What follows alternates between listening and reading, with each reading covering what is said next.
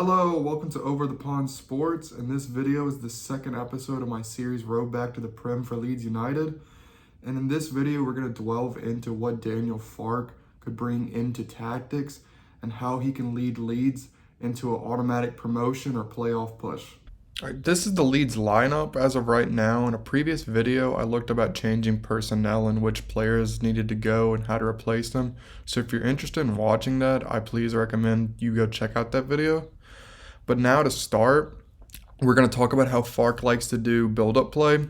And commonly in his lineups, he likes to make a back three when building up.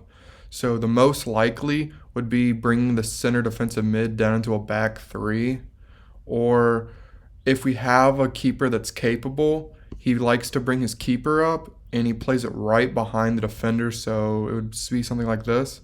This happened a lot when Jan Sommer was the Gladbach keeper. However, once when he was sold to Bayern, they were not able to build up like they'd like to before, and that could have been a reason why Gladbach after the winter transfer window took a very bad form drop. So he likes to make little passes right here, and one of his defenders drops deep normally, and one of them likes to go side to side. He has a lot of freedom.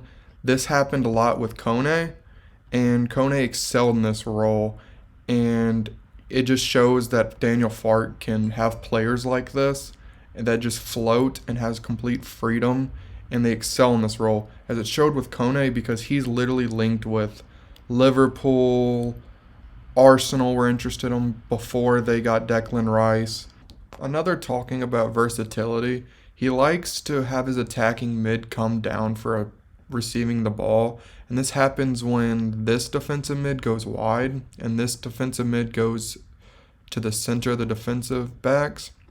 So his attacking mid would drop deep to ask for the ball, and this flowing wide playmaker also gets in between right here. He goes from far right to center, and they play a 1-2 as all these defensive mids, they're all in new positions now. So they need the versatility to go in new positions. And then they play 1-2s. When this happens, Daniel Farke likes his attacking wingers to get up higher up the pitch and form somewhat of a trident of three attackers as his target man, who was later Pukki and Marcus Thuram at Gladbach. He likes him to ask for the ball and be that deep lying forward as they play off of each other. So Somerville, Nanto, they'd get more narrow and they'd play 1-2s. Overall, his build-up play can be summed up with many short passes with a hatred of crosses and horizontal passes. This can be seen with statistics as Gladbach in his first season as the manager had 83% pass completion between his players, which was the second most in the league, with only Bayern completing more pass percentage than him. And he also had a total of 13 crosses per game, which was joint lowest in the entire Bundesliga. So that just sums up how much he hates horizontal passes but loves 1-2 passes, and he expects all his players to be good with their feet, with a good first touch, and to play off each other. And I think this can really help with a striker like Ruder and Nanto, how they could just play 1-2s to each other and be lethal off the break.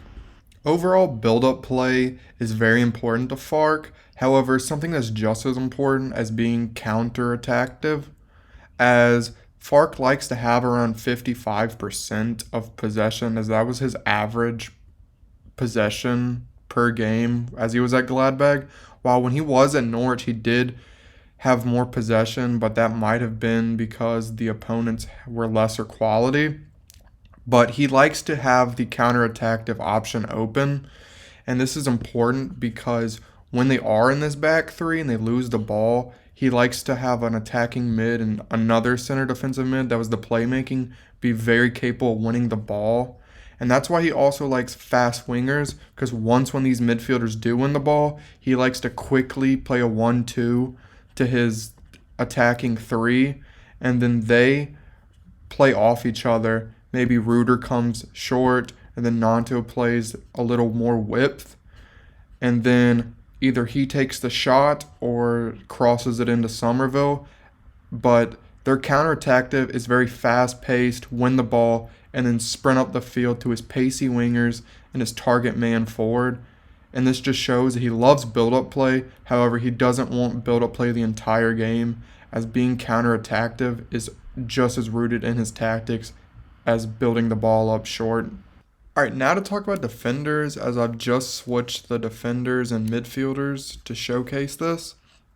All right, so he likes to have one fast defender and one strong defender, as Wover would be the fast one and versatile. He likes one because when the left back or right back gets really high, he likes to have one defender that's able to cover these spots. So if the ball's out of mid in the sideline, if the left back's too high to cover this, he likes to have a very fast center back that can cover this spot. And he likes to have one strong center back, tall and strong, so he can clean up any aerial threats. And this will suit to Cresswell immensely, because over at Millwall, they played a very low block, and they played center backs like Jake Cooper and Cresswell, who are very good with their head. And this shows with just Cresswell's heart. It showed through his injuries as well at Millwall, as he did suffer a concussion and a ruptured eye socket, because he was just giving everything for every loose ball, and just shows his work rate. So I believe this tall center back role could be under Cresswell perfectly. Now to talk about width and his tactics, as it is strange. He does like his only width to come from his fullbacks, as they provide most of the width. And this can be seen with his two attacking midfielders. They like to come in narrowly. However, he has in the past liked one winger out really wide, and this was when he coached Norwich in the championship his last season he won. And that was because he had a player named Buendia who plays for Aston Villa now, and he was superb out wide. So he did focus the tactic on his strengths, and Buendia had one of the best seasons in the championship that year. So he will change his width rules if the player suffices. And Somerville is one of those type of players that's amazing out wide. So he may like to do this and then bring Drame a little more narrow as an inverted wing back. And this would also suit him, because in the championship last year with Drame, when he was out loaned for Luton, he was one of the league leaders in tackles. And I think he'd be a great ball winner in this area. So in general, this may be what he would like to run. All right, in conclusion, this is how I think we'd line up, as I think Somerville would be out wide. Drame would still be pushed up, but I think he would get normally more narrow than Farke has done in the past. And I think it would open up something like this as Gabby or whoever the more defensive mid would be. I think he would trap there. I think Forshaw would be this wide playmaking, and then when he drops a little wider or deeper, Aronson comes in right here. All right, so how do I think Danieal Farke will work in overall success? I think he will do very well for Leeds, as when he's financially backed, he does seem to work. As Gladbach, it did end well. It did end poorly, but that was due to him having to play inexperienced defenders and selling most of his players other than Kone and Norse. He was really strapped for midfielders, and his captain, Summer, like I said previously in the video, that he was sold to Bayern, and that was his captain. So when you lose someone that integral to your team, it does have a dramatic effect. But he did start out the season, in this first season, very well, and there were shouts that he was doing an amazing job.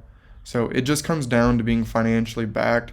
And the same thing occurred when he was at Norwich, as he was amazing in the championship, because Norwich had the money more than most championship clubs. It was only when he got back to the Premier League that they struggled, and it was because they didn't have the money to buy certain players, and they were using the same exact team that they had in the championship that year without reinforcements.